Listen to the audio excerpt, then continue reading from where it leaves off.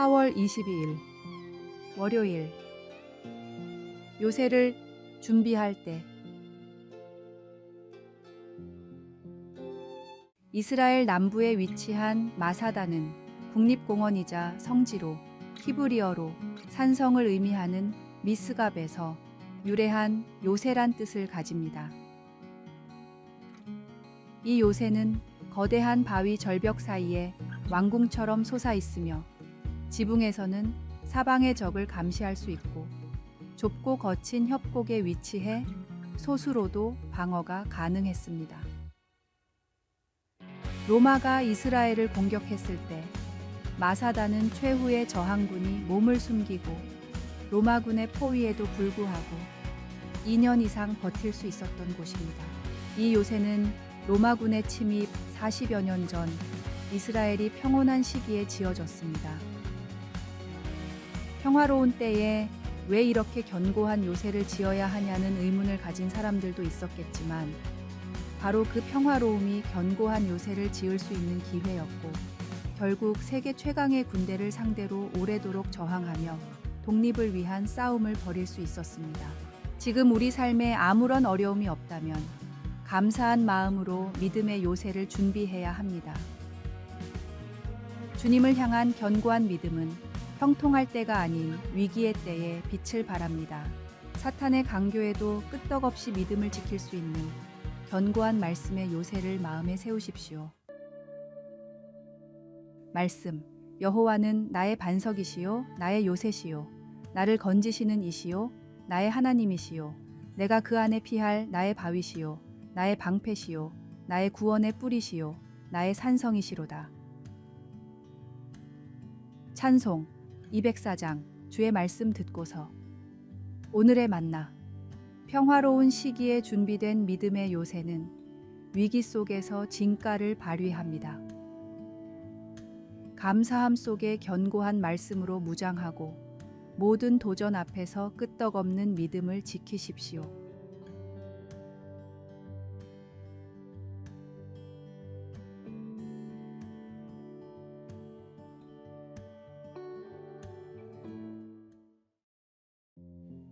(4월 23일) 화요일.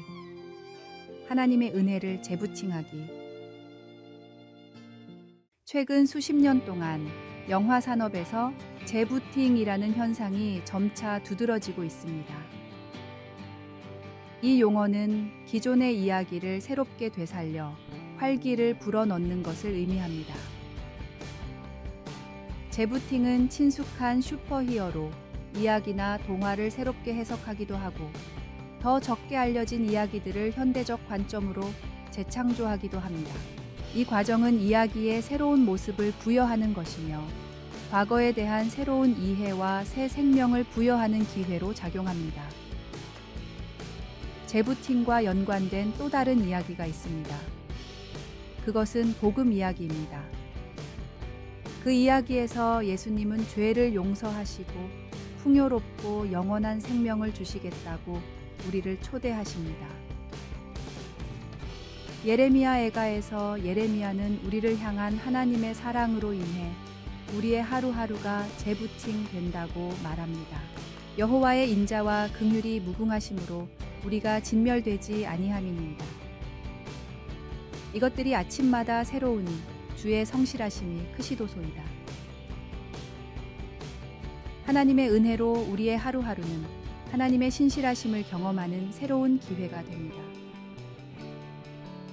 우리가 자신의 실수의 결과로 고통받거나 다른 어려움들을 겪고 있다 해도 하나님의 성령은 용서와 세상 그리고 희망을 날마다 새롭게 불어넣어 주십니다.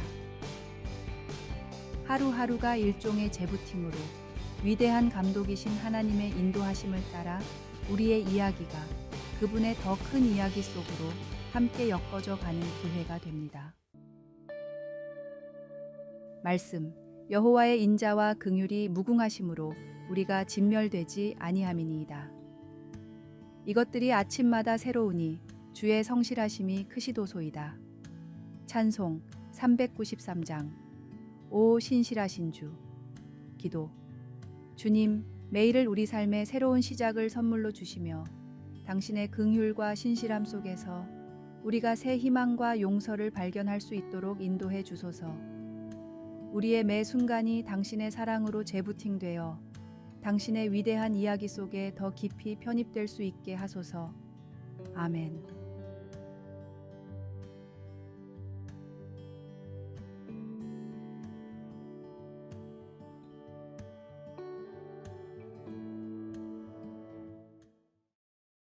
(4월 24일) 수요일.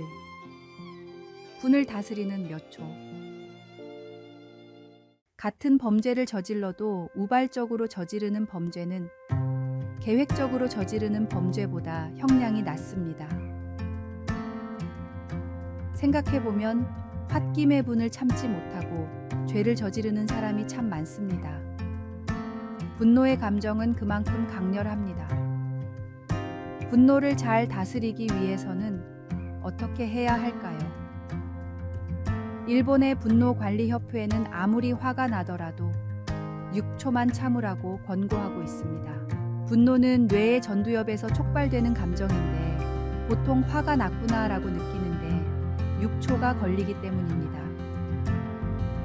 6초가 지나면 이성이 작동하면서 화가 난 이유와 합리적인 해결책이 떠오른다고 합니다.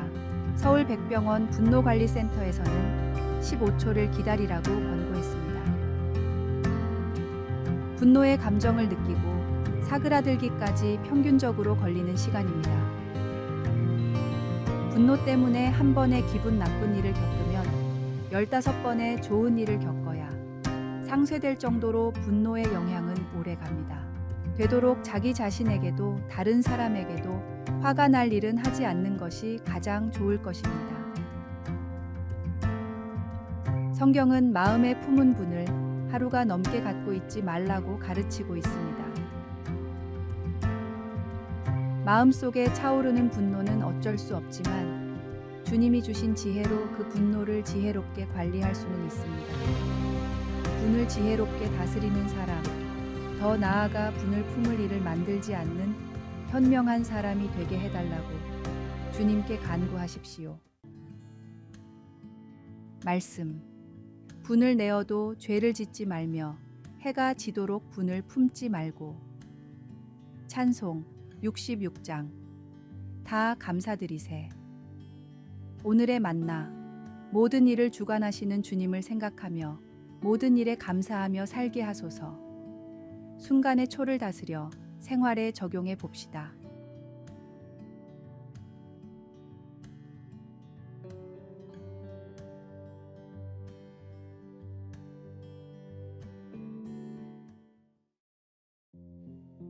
(4월 25일) 목요일.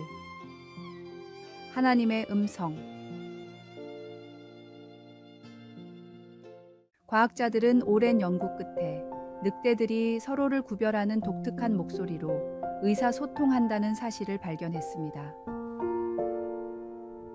이들은 한 과학자가 개발한 특별한 음향 분석 프로그램을 통해 늑대의 울음소리 속 다양한 음량과 음색을 분석함으로써 각 늑대를 100% 정확하게 식별할 수 있었습니다.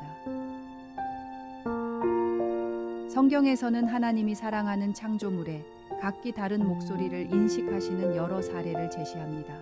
예를 들어 하나님은 모세의 이름을 부르시며 그에게 직접 말씀하셨고, 시편의 다윗은 자신이 하나님께 부르짖을 때 하나님께서 성산에서 응답하신다고 선포했습니다. 바울 사도는 하나님의 백성이 그분의 음성을 듣는 것이 얼마나 중요한지 강조했습니다. 에베소 교회의 장로들과 이별하며 바울은 성령의 강권에 따라 예루살렘으로 가겠다고 결심했고, 거짓 선생들이 교회 안에서 나타날 것을 경고하며 장로들에게 하나님의 진리를 깨어 분별하도록 당부했습니다. 이 모든 것을 통해 우리는 예수님을 믿는 신자로서 하나님께서 우리의 기도에 귀 기울이시고 응답하신다는 것, 그리고 성령님이 우리에게 성경 말씀과 일치하는 하나님의 음성을 듣게 해주시는 능력이 있음을 알 수 있습니다. 말씀.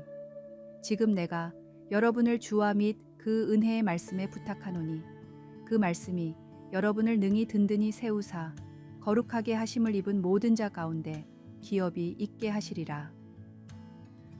찬송 195장. 성령이여 우리 찬송 부를 때. 기도. 하나님, 세상의 잡음이 저로 하여금 하나님으로부터 멀어지도록 위협할 때 하나님의 목소리를 알아듣고 순종할 수 있도록 도와주소서. 아멘.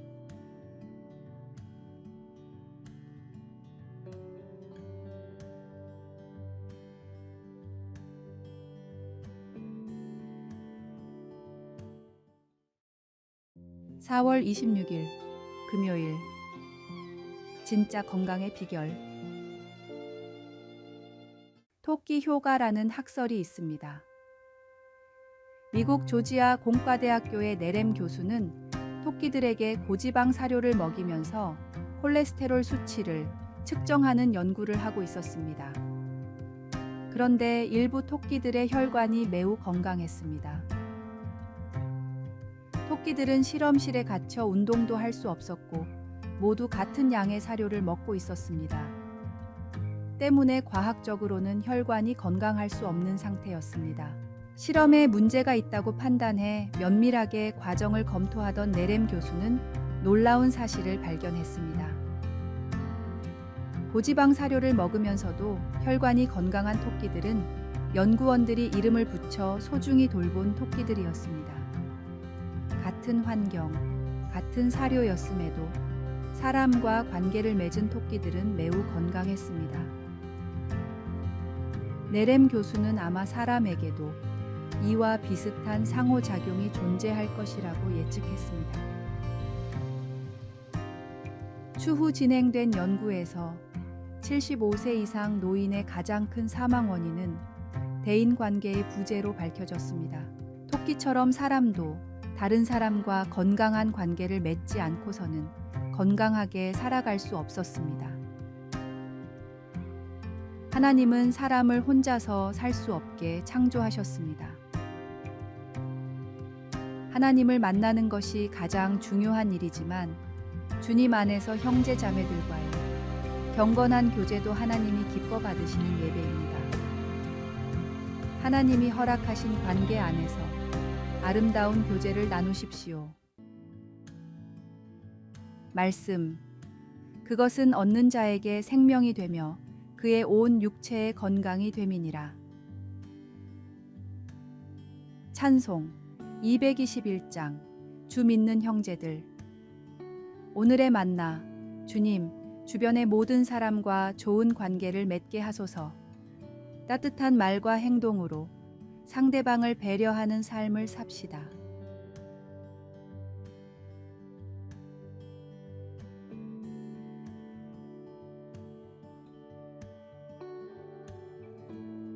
아래의 빨간색 글자 구독을 누르시어 더 많은 전도의 열매를 맺으시기를 기도합니다.